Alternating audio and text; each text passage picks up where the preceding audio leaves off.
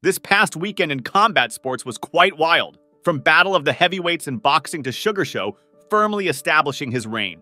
There is certainly a lot for us to talk about here, after such an epic weekend of fights. But before we start the video, guys, if you love what we do here, then please support us. Hit that subscribe button now. First up, we gotta start with the bad, as Francis' time in boxing is likely over after this hard loss.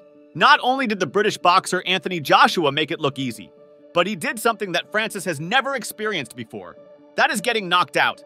The Predator who once stood tall over Tyson Fury sadly became the prey. Despite the outcome, Francis seemed to be in good spirit even after experiencing such a hard loss. The supposed $20 million bag must have helped him cheer up a little. You go, Francis! Meanwhile, Tyson Fury seemed shaken by the KO, as the great Gypsy King failed to do what Joshua managed to make it look quite easy. Even Dana White offered his reaction to the hard KO loss.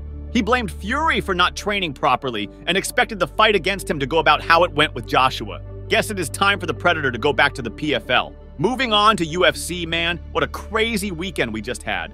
The Sugar Show is in full effect, as Sean O'Malley not only avenged his only loss in MMA, but he pieced up Marlon Vera for all 5 rounds. Every time you think about the fight, your mind will go back to that one brutal knee.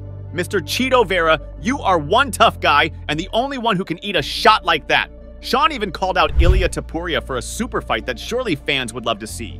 Sean versus Ilia would have made a great UFC 300 main event, don't you think? If not UFC 300, this fight can certainly happen down the road. Looks like Merab will have to wait his turn if the UFC goes through with this. Speaking of something that needs to happen, have you guys subscribed to our channel yet?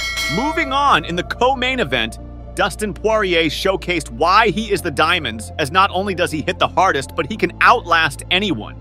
Dustin earned a beautiful second-round KO against the French fighter, Benio Saint-Denis, cementing his place as one of the best lightweights on the planet and setting him up for a possible title shot. Moving down the card, we saw the highly anticipated debut of Michael Venom Page against Kevin Holland.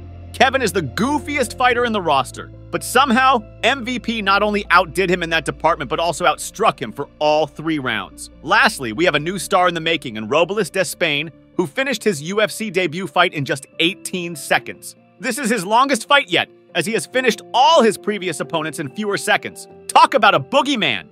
Looks like the heavyweight division has found one. Standing at 6 feet 7 inches, he makes even Alex Pereira and John Jones seem tiny. That's it from our weekend recap. Who do you think Sean O'Malley should face next? Is Dustin Poirier worthy of a title shot? Leave your thoughts in the comments below. Like and share if you enjoyed the video, and don't forget to follow Sportskeeda MMA on all our social media platforms.